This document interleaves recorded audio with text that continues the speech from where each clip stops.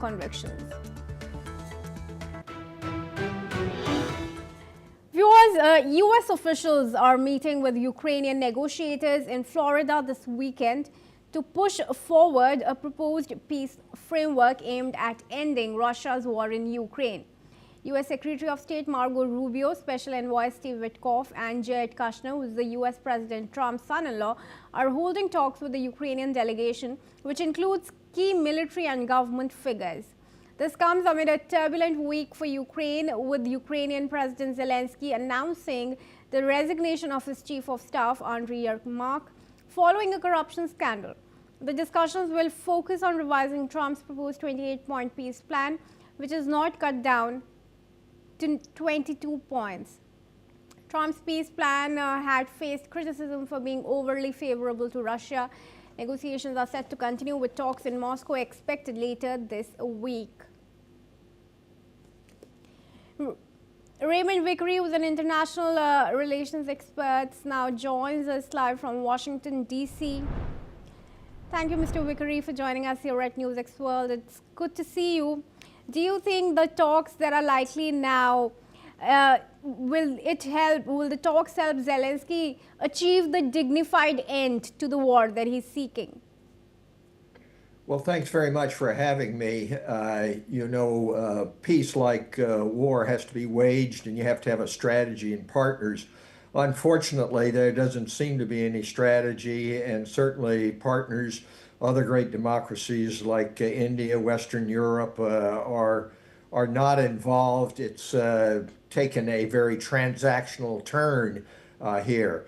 Nevertheless, one hopes that at least some sort of ceasefire could be arranged. I think the key point that you made is whether or not there will be any ceasefire with dignity.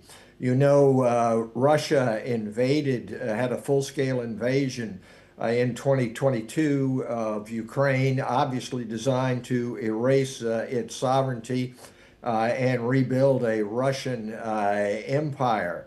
You have pointed out that the chief of staff to President Zelensky has stepped down, and my concern, or a concern, is that with a weakened position of Ukraine, that negotiators in Florida will try to beat Ukraine into an unjust peace, which will not last. It was shown with the leaked transcript of the phone call between the Russians and the American negotiators for a 28-point peace plan, that the 28-point plan was largely drafted by Moscow. It's been slimmed down to 22. Some of the more egregious points, such as complete decimation of the defense establishment of Ukraine, have been softened. The complete ceding of territory is no longer there. So one hopes, but if you look at the last 24 hours in the bombardment by Russia of Ukraine, which was stronger than ever, the prospects are not good at this point. All right, and the modified version of the U.S. plan that was given by the E3, so-called E3 powers, UK, France, and Germany, that favored the Ukrainian side in terms of, increasing the capping of Ukraine's military to 80,000 from 60,000, some changes to those too. Do you think those will be discussed and accepted? It's 800,000 from 600,000. I think that Russia will not just accept the 22-point plan as modified. They want territory. They want to come out saying that they have won the war, and they want to come out with a Ukraine which is basically defenseless, I have every doubt that they will accept this. Nevertheless, one hopes, as Winston Churchill once said, you know, jaw is better than war, and at least the killing might be stopped. But there is a long road ahead.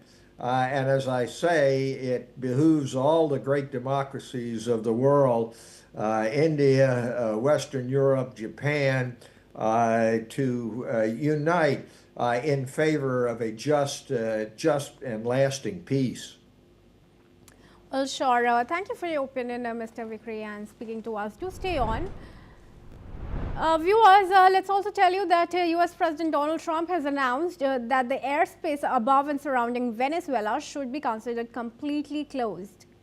The announcement that came yesterday caused confusion in Caracas and also among the US officials who said that they were not aware of any ongoing military operations that would have prompted such a definite closure. This declaration by the US president comes amid an escalating campaign against Venezuelan drug trafficking network, which his administration blames for American deaths from consumption of illegal drugs. Trump has also warned of impending land operations to target suspected traffickers. Meanwhile, Venezuela has condemned the action, calling it a hostile and illegal move which also violates international law.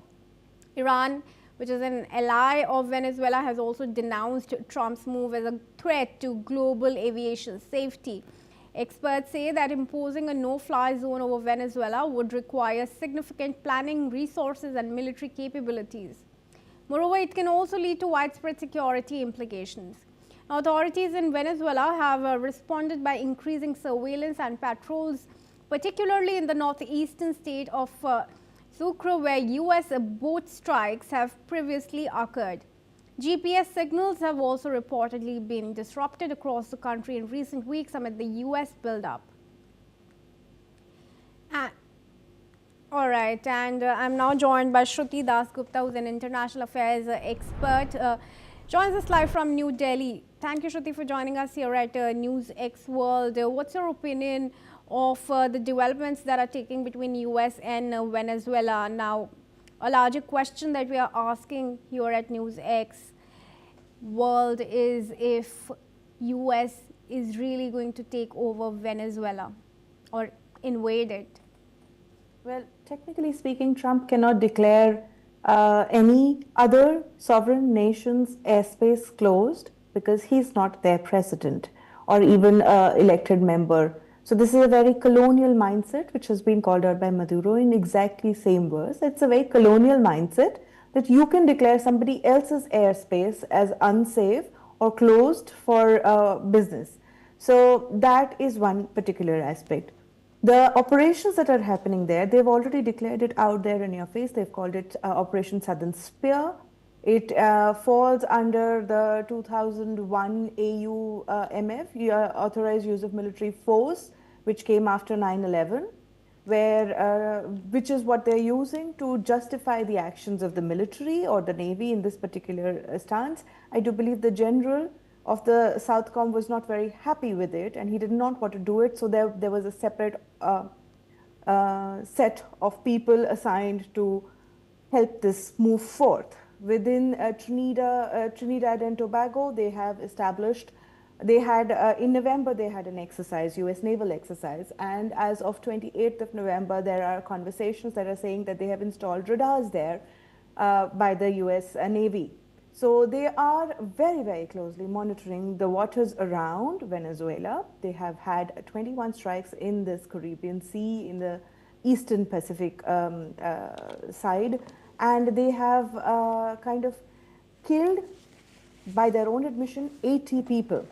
Now, mind you, we do not have any proof of what those people were carrying, whether those boats were actually trafficking drugs or warlords. They've not done the same thing on the other side when they're doing the operations on the western coast. There they have arrested people and shown you that these are drug lords and this is exactly what they're trafficking. But on this side, it's just sinking the boats without any proof. Now they're operating in a wonderful gray zone where these boats are without flags. So because they are without flags, they are stateless, and then hence they become open game for anybody who wants to shoot them down, because if you fly a flag, then you are part of that particular sovereign nation. US is claiming this is all a drug cartel that is working against them, but the UN report on drug itself says that Venezuela is not part of USA's drug problem. It's a very, very minor part of the entire world's drug operation. Maduro himself has cracked down on drug in Venezuela itself. While we do have a lot of problems with Maduro as a leader, we question his elections, we question his policies, but we should not be able to declare another nation's airspace closed for business and having those airlines fearful for their life of their pilots, life of their clients, their infrastructure under question because they fear, so they have shut it down, which has led to the ire of the Maduro regime. So this is a large gray zone that Trump is operating in, and even the Congress is unhappy because it will sometime start looking like a declaration of war for which Congress needs to pass a war declaration. But given the increased military in the Caribbean that Trump's is one of the Trump's strategies, he's also warning imminent land attacks. Do you think Venezuela is prepared for a war if that happens? They are going to try their very best. They're going to posture and flex. Most of it is going to be requesting the international forums and powers to step in, because Venezuela as a nation is very, very small compared to the US military might. If push comes to shove, they can probably take over the nation. But then again, that would be a very colonial act, taking another nation and its resources by sheer might of their military. So this is where UN needs to step in. This is when they need to call out the Turkey and say, please don't do this. This is violation of all normal human rights as well as international functions.